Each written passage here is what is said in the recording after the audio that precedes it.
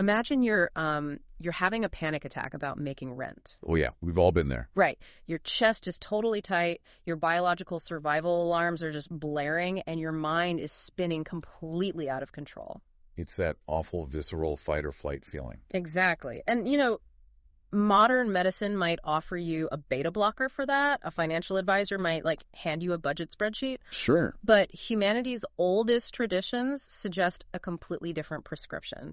They say, lie on the floor, regulate your breathing, and place a heavy black rock on your pelvis. So, welcome to the deep dive. It is quite the contrast, isn't it? I mean, we are just so accustomed to the clinical precision of modern solutions. Oh, absolutely. But when we look at the really messy, murky reality of human emotion, like how we actually process trauma, how we find meaning, or even just how we deal with the overwhelming static of daily life, people have always looked beyond the strictly physical. Yeah, and today we are heading straight into the heart of that exact territory. We're unpacking this fascinating intersection of ancient tradition, human psychology, and, modern wellness. And we have a really unique lens for this today. We do. To do this, we are looking at a single, incredibly revealing source document. It's the spring 2026 premiere issue of a newsletter called Crystals by Rob. It's a remarkable text, honestly. On its surface, sure, it looks like a shop update. It's a guide to metaphysical stones. Right. But if you read just a layer deeper, it basically operates as a profound psychological mirror. It shows us with surprising clarity how people today are mapping their emotional landscapes and seeking balance in a totally chaotic world. Okay, let's unpack this. Because whether you, listening to this right now, have an altar full of charged crystals in your bedroom, or you are like a hardline skeptic who only trusts peer-reviewed studies, this newsletter is really a masterclass in the human condition. It really is a roadmap for how we cope. It totally is. So the newsletter opens with an incredibly inviting tone. Rob addresses his readers as beautiful souls. He suggests grabbing a favorite cup of tea, and he sets this powerful overarching theme for the entire issue, which is spring. And that theme is doing a lot of heavy lifting. Yeah. It isn't merely a casual nod to the calendar month. No, not at all. The text uses spring as a deeply resonant, grounding metaphor. Rob writes beautifully about the earth, literally pushing new life upward through hard ground, breaking through the winter frost and the darkness. He literally writes there's a lesson in that for all of us. Precisely. He is framing this entire exploration not just around a season, but as a framework for personal breakthrough. The unspoken implication here is that, winter represents our stagnant periods. Like our unprocessed grief. Yeah, exactly. The energetic blockages, the traumas we've just tacked away. The frost is our hardened emotional exterior. But spring is a biological inevitability. That's a huge claim. It is. The text posits that emotional breakthrough is just as much a natural law as the changing of the seasons. It's a profoundly optimistic starting point. It tells you right out of the gate that whatever feels frozen inside of you is, it's entirely capable of thawing. Which is a very comforting thought. It is. But knowing you need to thaw is one thing, right? Actually doing it is another. And the newsletter doesn't just hand you a metaphor and send you on your way. No, it gives you homework. Exactly. It immediately offers a tool to start chipping away at that frost. Yeah. A very specific, deeply historical stone. Rose quartz. Rose quartz. The crystal of the issue, or as the text calls it, the stone of unconditional love. And it immediately hits the reader with this sweeping historical continuity. Oh, that timeline is fascinating. Right. It claims that rose quartz has been found in the tombs of ancient Egypt. It was intricately carved into the jewelry of Roman emperors, and now it sits on the altars of modern holistic healers. By establishing that lineage, the newsletter is firmly rejecting the idea that this is some modern, fleeting, new age fad. It is aligning a modern retail object with ancient human heritage. But, okay, let me push back on this for a second because the skeptical brain immediately flares up here. Go for it. Why this specific stone? I mean, yes, it's pretty. It's a gentle, translucent pink. But does human biology or psychology just naturally respond to this specific pink aesthetic across millennia? Or are they just retrofitting history? Like putting modern ideas on ancient people. Yeah. Like, did the Egyptians really think, yes, the frequency of love? Or did they just think, hey, this is a really shiny rock, put it in the tomb? What's fascinating here is how the text anticipates that exact skepticism and answers it by completely bridging the gap between the metaphysical and the scientific. How so? Well, it doesn't just say pink is a calming color for the human eye. It makes a much bolder claim. It states that the human heart recognizes the energy of this stone on a cellular level. Yeah, I noticed that phrasing. It specifically uses the phrase, the frequency of love. Wait, cellular level. Frequency. I mean, I can tune a radio to a frequency. I can measure a sound wave on an oscilloscope. Right, literal physics terms. So is the text actually claiming I can hook a piece of quartz up to a machine and measure the literal wavelength of human affection? Or are they just hijacking the hard lexicon of quantum physics to make a spiritual concept sound, credible? It is absolutely borrowing the lexicon of physics to validate an ancient practice for a modern, scientifically minded audience. That makes a lot of sense. By using words like frequency and vibration, the text suggests that the ancients might not have had the vocabulary of modern wave mechanics, but they intuitively understood the principle of resonance. Okay, so they felt it even if they couldn't graph it. Exactly. The underlying argument is that the stone is literally broadcasting a subtle geological signal, a literal vibration based on its mineral lattice that your biological cells are evolved to receive and synchronize with. And the signal it's supposedly broadcasting isn't just like generic romance.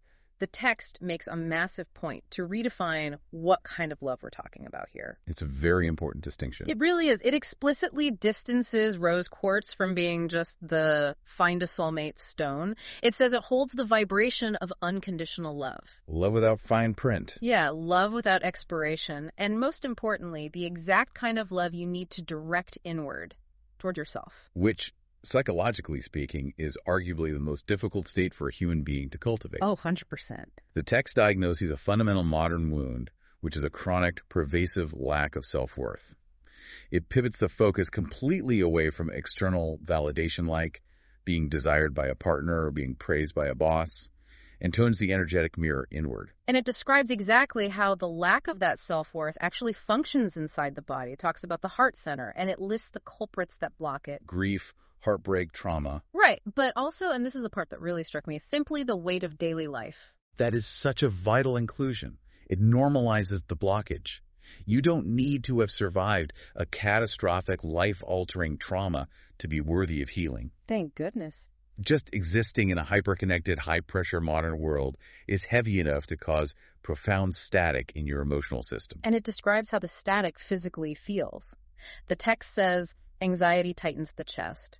Connection feels impossible. Self-worth goes quiet. It's a very somatic description. It compares grief to sitting in the chest like a stone.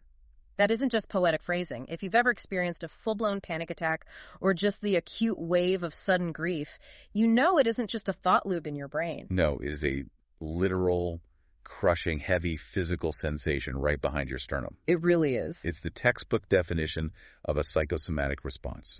The emotional reality manifests as undeniable physical density. And this is where the mechanism of the rose quartz is so specifically articulated in the newsletter. Right, how it actually helps. The text explicitly states that rose quartz doesn't force anything open. It coaxes. It says it gently, persistently works to soften those blockages. Think about the psychological framing there.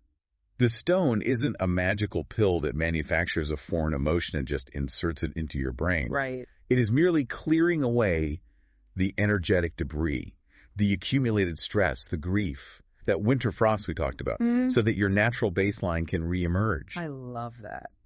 The text operates on the assumption that human nature's default setting is unconditional love and inherent self-worth. You don't have to build it from scratch. You just have to sweep the floor to uncover it. That is just an incredibly relieving concept. But, a piece of quartz just sitting on your nightstand isn't going to rewrite your psychology by itself. Definitely not. How does the newsletter expect you to actually interface with this tool? It gives a list of practical applications, ranging from just carrying it in your pocket to placing it in shared living spaces to soften the energy of a room. Yes, acting as a tactile physical reminder of intention throughout the day. But then it gives this one highly specific instruction for what it calls deeper work. It says to lie down, place the stone on your bare chest, breathe, and write a love letter to yourself while holding the crystal. A big ask for a lot of people. Huge. And Rob, the author, actually breaks the fourth wall here. He writes, yes, really, it sounds cheesy until you try it. That playful self-awareness is just brilliant. He completely anticipates the reader's resistance. Totally, because the cynical modern brain reads, write a love letter to yourself, and immediately cringes, like hard cringe. Oh, absolutely. By calling out the cheesiness, he disarms the skeptic.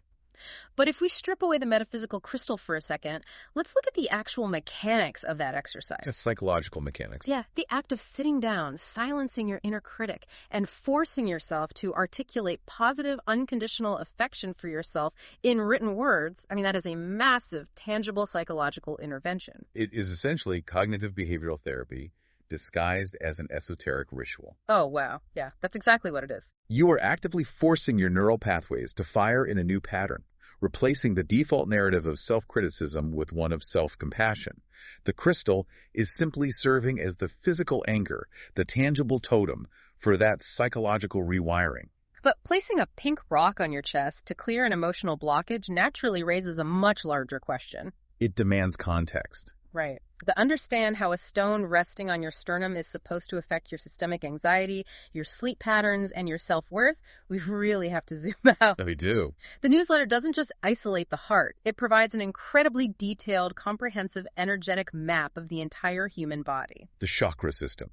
This is where the text expands its scope from offering a single remedy to presenting a unified diagnostic philosophy. It defines the word chakra for the reader, noting its Sanskrit origins meaning wheel or disc, and it describes them as the 7 main energy centers of the body. It uses a very modern metaphor for it, too. It does. It says, think of them like power stations along your spine, each one governing specific physical, emotional, and spiritual functions. If we connect this to the bigger picture, the underlying philosophy here is entirely based on the concept of flow versus stagnation. Flow versus stagnation, okay. When the power stations are online and balanced, the energy, the life force, flows freely. The biological result is clarity, vitality, and emotional regulation. But when they're blocked? When one of those stations trips its breaker and goes offline, you experience a cascade of symptoms. And crucially, the text insists these symptoms are not purely ethereal. They manifest as very real physical pain, emotional volatility, or just a vague, nagging sense of feeling off. I want to really dig into this map because the newsletter provides this incredible diagnostic cheat sheet. It links physical locations to emotional functions, lists the exact symptoms of a blockage, and prescribes specific stones to fix it. It's very systematic. Very. So let's start at the very base of the system, the foundation. The root chakra, Muladhara, located at the base of the spine. The text states this center governs safety, stability, grounding, and the primal survival instinct. But look at the modern symptoms of a blockage it lists. Anxiety, feeling unmoored, and financial stress. I zeroed right in on that. It is a brilliant observation of how ancient human biology interacts with the modern world. Exactly. Our biological fight-or-flight system evolved to protect us from literal predators, like saber-toothed tigers. Yes, very immediate physical threats. But today, being chased by a tiger has been entirely replaced by the fear of eviction, or looking at a shrinking bank account, or worrying about layoffs. The brain doesn't know the difference. It really doesn't. The biological panic is identical, the root is threatened, and the stones prescribed to treat this are all dense, dark, heavy stones. Black tourmaline, red jasper, smoky quartz. There's a very specific physical logic to that prescription. If you are experiencing financial panic, your energy is scattered, frantic, and entirely trapped in your head. Right, you're constantly running the numbers. You feel like you're floating away in a sea of anxiety. You require sensory feedback to pull you back to the earth. Dense, dark, heavy stones provide proprioceptive grounding. Proprioceptive meaning body awareness. Exactly. The literal weight and dark visual density of black tourmaline acts as a physical anchor for a mind that is spinning completely out of control. So if the root chakra is all about base survival making rent, staying alive, what happens to our energy once we actually feel safe? It moves up. Biologically, once survival is secured, the brain looks for reward, which shifts the energetic focus perfectly to the next system, the sacral chakra, Svadhisthana, located just below the navel. This is the center of creativity, pleasure, sexuality, and emotional flow. And the blockages the text lists here are incredibly revealing. Creative blocks, emotional numbness, and guilt. Guilt is the great inhibitor of flow. If the root is about the hard work of surviving, the sacral is about the joy of being alive. Oh, well, that's a great way to put it. When you are conditioned to feel guilty about experiencing pleasure, you completely shut down this power station. And the visual logic of the prescribed stones is the exact opposite of the root. To reboot the sacral, the text suggests fiery, vibrant, warm colors. Carnelian, orange calcite, Sunstone. It's like prescribing literal crystallized sunshine to thaw out emotional numbness. I love that imagery. But to actually act on that creativity, to bring it into the world, we need personal agency. We need power. Which brings us to the solar plexus manipura in the upper abdomen. This is the center of personal power, will, and confidence. Think of the solar plexus like the body's internal engine room, or like a confidence core. Or an electrical breaker box. Yes. If a massive surge of stress hits your system, or if you are constantly subjugating your own needs to please others, the breaker trips to protect the house. You lose power. And the text notes that when this happens, you don't just feel low self-esteem or control issues. Physically, a blocked solar plexus manifests as digestive problems. Digestive problems? I mean, that blew my mind. The alignment with modern medical science here is staggering. We talk constantly now about the enteric nervous system, the gut-brain axis. Right, like how your stomach drops when you get bad news. We know that our gut microbiome deeply regulates our mood, and that acute anxiety immediately triggers digestive shutdown. This ancient esoteric map was already saying, your psychological sense of personal power is physically inextricably linked to your abdomen. That is wild. If you lose your agency, your digestion halts. The stones prescribed here are appropriately yellow, fueling the internal fire. Citrine, tiger's eye, yellow jasper. Okay, so with our survival, our pleasure, and our power secured, the energy finally moves up to the center of the system. The heart chakra, anahata. The exact midpoint of the chest. Which we touched on with the rose quartz. Right, dealing with grief and connection. Yes, the heart serves as the crucial architectural bridge. It connects the lower three chakras, which are heavily concerned with the physical world, survival, and the self, with the upper three chakras, which deal entirely with the ethereal, the mental, and the collective. So it's the meeting point. The heart is where human biology meets human spirituality. And true connection with others requires honest expression. You have to be able to speak your truth without fear. Which brings the energy up to the throat chakra of Vishuddha, governing communication and authenticity. The symptoms of a blockage here are fascinating. It lists difficulty speaking up and a fear of judgment, but again, it provides a highly literal physical manifestation. Chronic sore throats. Yes. It's the physical manifestation of swallowing your own words.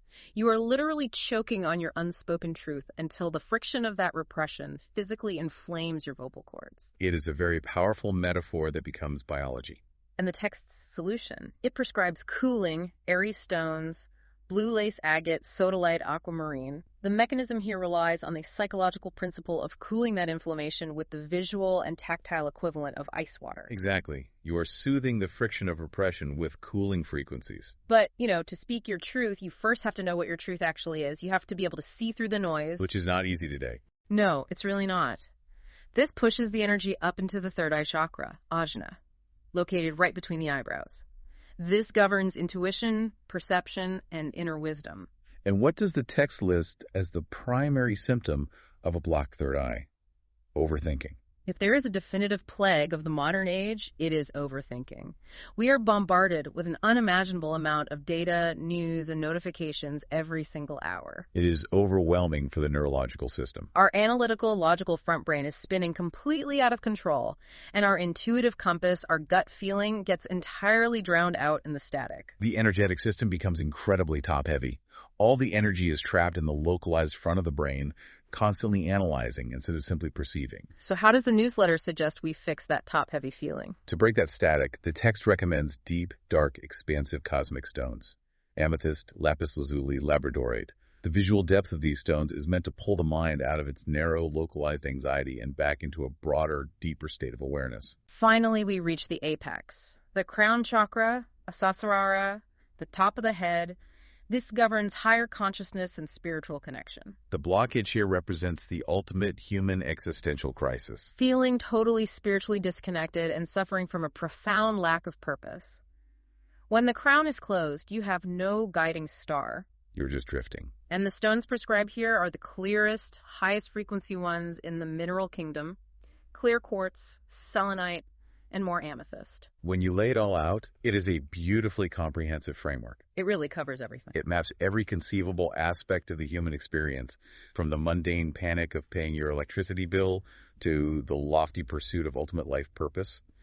And it assigns every single one of those experiences a precise geographical location on your physical body. But knowing the map and navigating the territory are two very different things.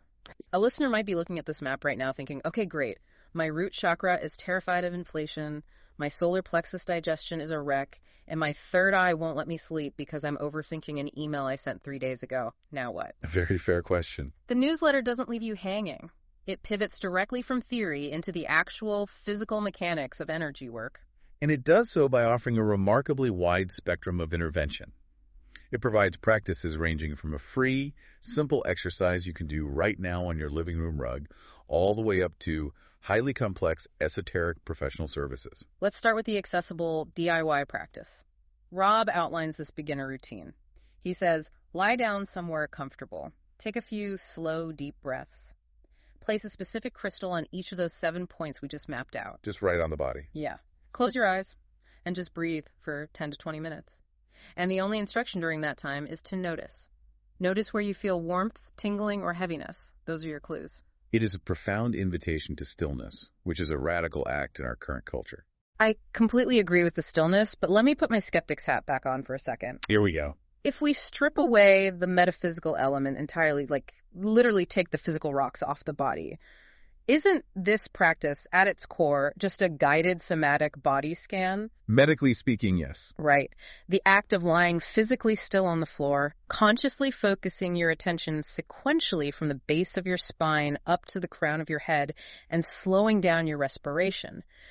The strictly physiological benefits of that are massive. Oh, they're well documented. You are artificially down-regulating your autonomic nervous system, pulling yourself out of sympathetic fight or flight and into parasympathetic rest and digest. You don't need crystals to experience that relief. You are absolutely right about the biological mechanism of the relaxation response. Yeah. However, even if we view this purely through a psychological lens, the crystals still serve a vital mechanical function. What's that? They act as tactile anchors for your attention. Tactile anchors. Yes. When you try to meditate or do a body scan, what happens? Your mind inevitably wanders. You start thinking about groceries or work emails. Every single time. But if you have the physical, undeniable weight of a piece of carnelian resting on your stomach, or a piece of cold amethyst sitting right on your forehead, it pulls your neurological focus back to that specific zone. Oh, that makes so much sense. It demands mindfulness. The stones take the abstract, difficult act of scanning your body and make it physically unavoidable. That makes total sense. But then the text drops this highly specific, almost jarring warning right at the very end of the DIY instructions. Ah, the hydration warning. Yes, it says, when you're done, drink water. Energy work is dehydrating. I got completely hung up on this. Why? Why would lying completely still on your living room floor, just breathing for 15 minutes, cause physical dehydration? It's a fascinating detail because it reveals exactly how literally this practice views the concept of energy. Okay, unpack that for me. If we unpack the underlying logic, it's treating emotional release and the shifting of energetic blockages as a literal physiological exertion by the body. So like a workout. Precisely. Think about the mechanics of a deep tissue massage. When you get off the table, the massage therapist always hands you a glass of water and tells you to hydrate heavily. Yeah, they do. Why? Because physically manipulating tight muscles releases built-up lactic acid and metabolic toxins into the bloodstream, and the endocrine system requires water to flush them out of the body. And the newsletter is applying that to emotions. Yes. The newsletter is implying that energetic blockages are not just abstract poetic thoughts. They are actual dense energetic toxins. When the crystals soften those blockages, emotional debris is released into your energetic bloodstream. Wow. Your physical biology requires hydration to process and excrete that debris. It firmly anchors a spiritual practice in hardcore physical biology. Okay, so that is the simple entry-level practice. But then the newsletter turns a corner and presents the professional menu, Rob's actual paid healing services. Here's where it gets really interesting. Seriously, because here is where the terminology suddenly skyrockets in complexity. We jump from put a rock on your chest and breathe to things like crystal Reiki, distant chakra crystal grids healing. The language certainly elevates. We are now swimming in the deep, esoteric end of the modern metaphysical spectrum. Let's decipher some of these. First, he talks about distant healing. He states he can build a custom crystal grid for you in his space and run Reiki energy through it to you wherever you are. He writes, You don't need to be in the same room. Energy has no distance limit. This concept completely challenges the standard materialist worldview. But within its own logic, it relies on a framework very similar to quantum entanglement. Quantum entanglement. Yes, the idea in physics that two particles can be connected and affect each other instantaneously, regardless of the physical distance between them. Okay, I'm tracking. If energy is indeed a frequency, as the text established earlier with the rose quartz, then think of it like a radio broadcast. A radio wave doesn't care if you were in the same room as the transmitter. As long as you have an antenna. Exactly. The signal propagates outward, and as long as your receiver, your energetic body, is tuned to the correct station, you receive the broadcast. Mm-hmm. Rob is essentially offering to act as the transmitter. And then there's the most advanced offering listed on the menu, the Christic Arcturian Chakra Unification Attunement. Whoa, stop right there. Quite a title. Christic. Arcturian. What do these words actually mean in this context? Because to a layperson, that sounds like the title of a sci-fi novel. They are highly specific terms within New Age and esoteric lore. Arcturian refers to a supposed higher dimensional consciousness, often conceptualized as a highly evolved, spiritually advanced extraterrestrial or energetic lineage. Wait, extraterrestrial? Yes, in some frameworks.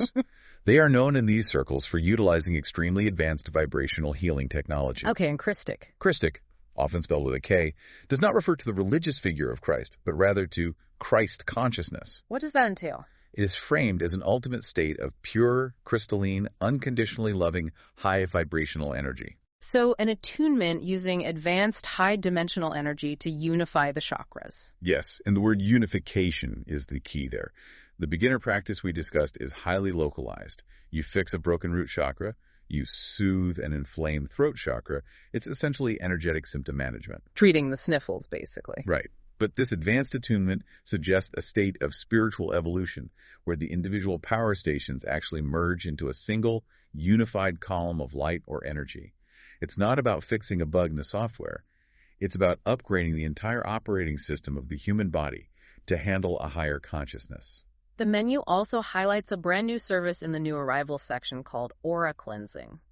He explains that the aura is the energetic field surrounding the body connected to the chakras. A very common concept in energy work. And he says this cleansing is specifically designed for when you feel foggy, drained, or, and this is such a resonant phrase, like you're carrying energy that isn't yours. That phrase speaks directly to a very common modern psychological experience, particularly for people who identify as empaths or highly sensitive persons. People who just absorb the room. Exactly. They often struggle with an inability to distinguish where their own emotional reality ends and someone else's trauma or stress begins. The aura cleansing acts as a profound energetic boundary-setting exercise.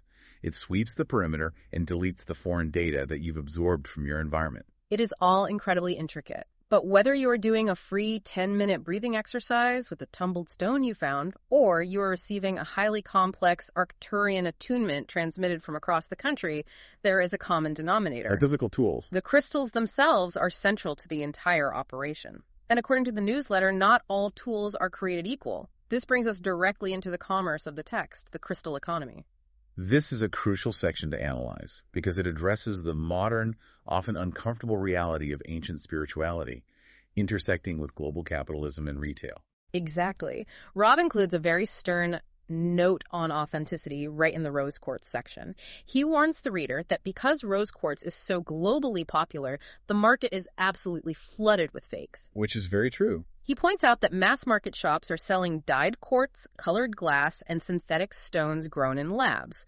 And he draws a very hard line in the sand regarding his own shop's inventory, stating, "Every piece is hand-selected. When you buy from us, you're getting the real thing and you'll feel the difference." This raises an important question about the actual mechanics of energy work. If we previously agreed that the user's intention is the primary catalyst like writing the love letter, why does the material matter? Right. If the mind is doing the healing, the tool should just be a prop. If I hold a piece of pink plastic or dyed glass to my chest, and I genuinely believe it is rose quartz, shouldn't the placebo effect in my own powerful intention grant me the exact same psychological benefit?